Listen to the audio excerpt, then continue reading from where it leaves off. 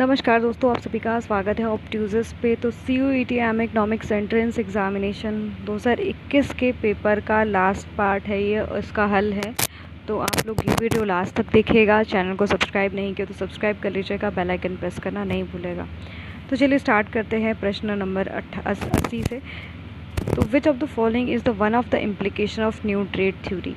तो कौन सा इसमें न्यू ट्रेड थ्योरी का आपका इम्प्लीकेशन है? तो पहला ऑप्शन है आपका countries as a whole must gain from the trade. दूसरा है आपका country only use government policy to promote export. तीसरा है आपका consumer can benefit from the increase variety of goods that trade makes available. या फिर कंट्री में export और गुड और इम्पोर्ट इट और बट बोथ नॉट।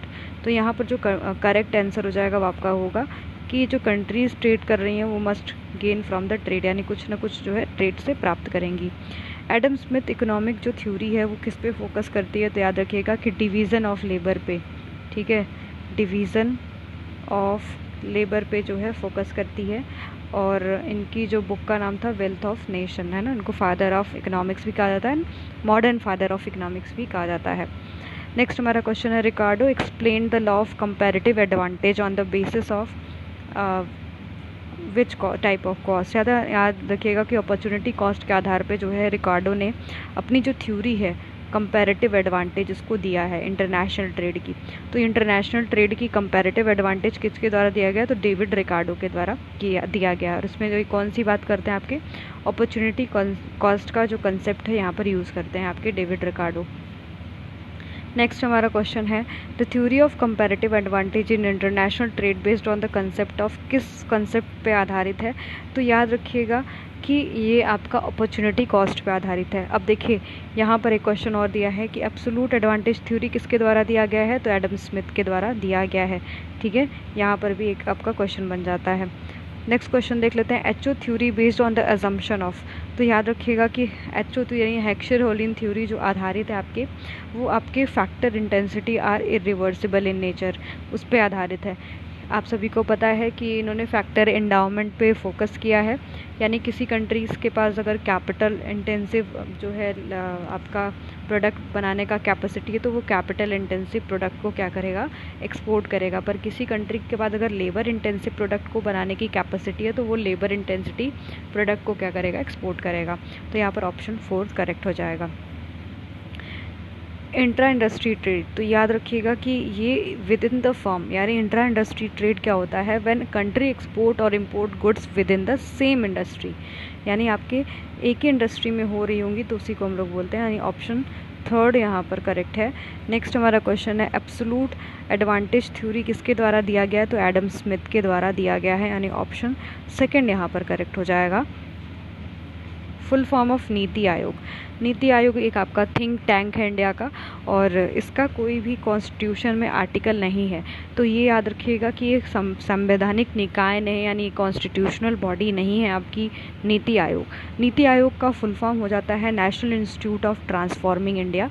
और याद रखिएगा कि जिसका गठन हुआ है वो आपका कब हुआ है? 1 जनवरी 2015 को हुआ है, ठीक है। और पहले ये क्या था? आपका प्लानिंग कमीशन था। अब याद रखिएगा कि जो नीति आयोग है, नीति आयोग का जो अध्यक्ष होता है वो कौन होता है? आपका प्राइम मिनिस्टर, ठीक है। तो नरेंद्र मोदी इस समय आपकी नीति आयोग के क्या है? आपके प्रेसिडेंट, है ना, मतलब उसको हेड कर रहे हैं। तो यहाँ पर जो ऑप्शन करेक्ट हो जाएगा वो 4th वाला हो जाएगा। इंडिया कैसी इकोनॉमी है? तो आप सभी को तो पता है कि इंडिया कैसी इकोनॉमी है आपकी? मिक्स्ड इकोनॉमी, यानी कैपिटलिस्ट एंड आपका सोशलिस्ट दोनों का मर्जर है। नेक्स्ट हमारा सेक्स रेशियो क्या है इंडिया में as per the census of 2011? तो याद रखिएगा कि यहाँ पर ऑप्शन 3 करेक्ट है, पर याद रखिएगा कि 943 फीमेल्स 1000 मेल पे हैं, पर अप्रॉक्सीमेट आपका 940 भी ले लिया जाता है। तो ऑप्शन यहाँ पर 3 करेक्ट हो जाएगा। The main wheat product producer in India, तो याद रखिएगा कि इस समय तो उत्तर प्रदेश है, ठीक है। अगर आपके इस वाले पेपर में आ जाए तो याद रखिएगा कि उत्तर प्रदेश जो है इस समय मेन वीट प्रोड्यूसर है, ठीक है। पर अभी जो है इस ऑप्शन के अकॉर्डिंग देखा जाए तो पंजाब है, ठीक है। पंजाब इज़ करेक्ट ऑप्शन, यानी main wheat producer state in India कौन है? तो आपका पंजाब है। नेक्स्ट क्वेश्चन देख लेते हैं, which state is known as highest success from green revolution. तो हरित क्रांति कब आई थी, कौन से ईयर में आई थी? तो याद रखिएगा कि 1966 टू 67 जो है आपकी हरित क्रांति आई थी। और कौन से वाले प्लान में? तो याद रखिएगा कि थर्ड 5 ईयर प्लान, ठीक है, थर्ड 5 ईयर प्लान, ठीक है, इसके अंतर्गत ये आया था। अब थर्ड 5 ईयर प्लान जो है आपका 1961 टू 66 जो है चलता है, पर काफ़ी फ्लॉप ये प्लान था, क्योंकि उस समय इंडो चाइना और इंडो पाक वार देखा गया था और काफ़ी ज़्यादा मतलब इंडिया जो है आंतरिक भी कहीं ना कहीं उसे कुछ क्लाइमेटीज़ नेचुरल प्रॉब्लम्स को झेलना पड़ रहा था। दैट्स वाई ये काफ़ी फ्लॉप प्लान रहा था। पर इसी के टाइम पे आपका जो है हरित क्रांति का जो कंसेप्ट है ग्रीन रिवोल्यूशन वो आपका आया था। तो ग्रीन रिवोल्यूशन याद रखिएगा कि काफ़ी ज़्यादा हाई इंटेंसिव मतलब आपका इरिगेशन उसको चाहिए, फर्टिलाइज़र भी काफ़ी यूज़ करता था, है ना। ग्रीन रिवोल्यूशन के अंतर्गत कभी कभी पेपर में पूछ देता है कि कैसा इरिगेशन सिस्टम होगा। तो याद रखिएगा कि इंटेंसिव इरिगेशन सिस्टम एंड काफ़ी ज़्यादा एक्सटेंसिवली यहाँ पर जो है फर्टिलाइज़र का यूज़ किया जाता था आपके ग्रीन रिवोल्यूशन के तहत। तो ये कौन से स्टेट में सबसे ज़्यादा सक्सेसफुल रहा था? तो याद रखिएगा कि पंजाब में सबसे ज़्यादा सक्सेसफुल आपका ग्रीन रिवोल्यूशन था। नेक्स्ट क्वेश्चन है, when was the first industrial policy introduce. कब आपकी फर्स्ट इंडस्ट्रियल पॉलिसी इंट्रोड्यूस की गई थी? तो 1948 में आपकी फर्स्ट इंडस्ट्रियल पॉलिसी इंट्रोड्यूस की गई थी। नेक्स्ट हमारा है फुल फॉर्म ऑफ PDS यानी पब्लिक डिस्ट्रीब्यूशन सिस्टम, इसको हम लोग कहते हैं। तो यहाँ पर जो ऑप्शन थर्ड है वो आपका करेक्ट हो जाएगा। नेक्स्ट क्वेश्चन देख लेते हैं, A imposed an externality on B and B imposed externality on A। तो उसको हम लोग क्या कहेंगे? आपका रेसिप्रोकल एक्सटर्नलिटी कहेंगे। एक्सटर्नलिटी मतलब वाह्यता होती है, ये दो तरीके की होती है, एक आपकी जो है नेगेटिव होता है और एक आपका क्या होता है? पॉजिटिव एक्सटर्नलिटी होता है, ठीक है, पॉजिटिव होता है। ओके, याद रखिएगा। अब जैसे एग्जांपल लो कि कोई आपके कमरे में पढ़ रहा है, ठीक है, आपके कमरे में पढ़ रहा है, वो भी तेज साउंड पे, मतलब फ़ोन से पढ़ रहा है तेज साउंड पे। तो याद रखिएगा उसका पढ़ना तो पॉजिटिव एक्सटर्नलिटी है, क्योंकि फ्यूचर में वो क्या होने वाला है? आपके देश के लिए काम आने वाला है। पर जो साउंड पोल्यूशन क्रिएट कर रहा है जिससे कि आपको एनजाइटी फील हो रहा है या फिर आप अनकंफर्टेबल हो रहा हो, तो वो नेगेटिव एक्सटर्नलिटी। मतलब नेगेटिव एक्सटर्नलिटी कहने का मतलब है कि आपके ऊपर कोई ना कोई वो कॉस्ट इम्पोज करेगा फर्दर आगे चल के।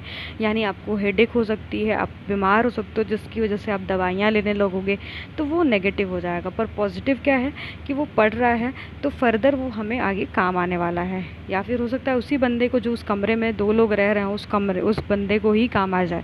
या फिर आप बहुत सारा इसमें एग्जाम्पल होता है, तो आप इस तरीके से समझ लीजिए, मैंने रिलेट करके दिया है, तो यहाँ पर रेसिप्रोकल हो जाएगा, ठीक है।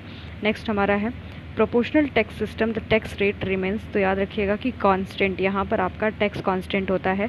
प्रोग्रेसिव टैक्स वो होता है जिसमें कि आपकी टैक्स क्या होती है? बढ़ती है, जैसे जैसे आपका इनकम क्या होता है? बढ़ता है, ठीक है। इनकम आपका जो इंक्रीज़ होता है तब आपका जो है टैक्स भी बढ़ता है, वो आपका प्रोग्रेसिव इन नेचर। मतलब प्रोग्रेसिव मतलब आपका डायरेक्ट टैक्स इज प्रोग्रेसिव, जैसे जैसे आपकी आय बढ़ती है वैसे वैसे आपका टैक्स बढ़ता है। यहाँ पर कांस्टेंट हो जाएगा, ऑप्शन सी करेक्ट है। ओके, पब्लिक गुड का फीचर पूछा है ना, प्योर पब्लिक गुड। तो कंफ्यूज मत होइए, public good is provided by government, है ना, पब्लिक वेलफेयर के लिए होता है। नॉन एक्सक्लूडेबल एंड नॉन राइवलस होता है। नॉन एक्सक्लूडेबल का मतलब जिसमें कि हम जो है किसी को एक्सक्लूड नहीं कर सकते। अगर कोई नहीं भी टैक्स पे कर रहा है सरकार को, वो भी उस पब्लिक गुड को यूज़ कर सकता है। जैसे पार्क, जैसे आपका रोड है ना, आप हटा तो नहीं सकते किसी को रोड पे से। और नॉन राइवलस होता है, ऐसा नहीं कि कोई जो है रोड पे चलने लगेगा तो उसकी वो किसी और को नहीं चलने दे सकता है, या फिर कोई जो है पार्क यूज़ कर रहा है तो दूसरे को नहीं यूज़ करने दे सकता है। तो ऐसा कुछ भी नहीं है। तो नॉन एक्सक्लूडेबल एंड नॉन जो है राइवलस इन नेचर है। पर यहाँ पर एक प्रॉब्लम आपकी होती है, फ्री राइडर प्रॉब्लम, है ना, फ्री राइडर प्रॉब्लम आपकी आती है यहाँ पर आपके पब्लिक गुड के केस में। नेक्स्ट क्वेश्चन देख लेते हैं, who presents the budget in India, कौन आपके बजट को प्रेजेंट करता है इंडिया में, तो फाइनेंस मिनिस्टर जो है प्रेजेंट करते हैं। ओके, नेक्स्ट क्वेश्चन देख लेते हैं। When we subtract physical deficit में से अगर हम इंटरेस्ट पेमेंट को माइनस कर दें तो वो कौन सा आएगा, तो प्राइमरी डेफिसिट। बहुत बार ये क्वेश्चन पूछा जा रहा है आपके डेफिसिट से, तो आप लोग रेवेन्यू डेफिसिट, आपका प्राइमरी डेफिसिट है ना, फिजिकल डेफिसिट, उसका जो है वीडियो देख लीजिएगा। मैंने बहुत शॉर्ट वीडियो 5 मिनट या फिर 2 ही 3 मिनट की वीडियो मैंने बनाई है, तो आप उसको देख सकते हो। ठीक है, बहुत अच्छी वीडियो है। नेक्स्ट क्वेश्चन देख लेते हैं। When the government receipt is equals to government expenditure, यानी गवर्नमेंट का जो खर्च है वो गवर्नमेंट के जो है रेवेन्यू के बराबर है, तो उसको हम लोग क्या बोलते हैं, बैलेंस बजट बोलते हैं, यानी ऑप्शन सेकंड करेक्ट है। लास्ट हमारा है full form of GST. GST का फुल फॉर्म क्या है, आपके गुड्स एंड सर्विसेज टैक्स। ठीक है, तो ये आपके जो है 2021 का पेपर का पूरा हल रहा। अब हम लोग जो है अभी तक हमने जो है 21 और 19 का हल कर लिया। अब हम जो है इवन वाले पे आएंगे। इवन मतलब अब हम 18-20 का हल करेंगे, तो काफ़ी टफ पेपर है, तो आप लोग ज़रा वेट करिएगा, क्योंकि सोल्यूशन करके फिर मुझे पेपर आपको प्रोवाइड करना होता है। ऐसा नहीं कि मेरे पास आंसर की और मैं जो है आपको पेपर तुरंत प्रोवाइड कर दूँ, तो ये अभी मुश्किल वाला काम है, क्योंकि मुझे बैठ के उसको सॉल्व करना पड़ता है। ठीक है, तो ये प्रॉब्लम है। तो अगर मेरे एफ़र्ट को आप जो है अच्छा पसंद कर रहे हो तो प्लीज़ लाइक करिएगा, शेयर करिएगा, सपोर्ट करिएगा, जिससे हमें लगातार आपके लिए वीडियो बनाने के लिए मोटिवेशन मिलते रहे। जुड़े रहिएगा, चैनल से सब्सक्राइब कर लीजिएगा, शेयर करिएगा। धन्यवाद।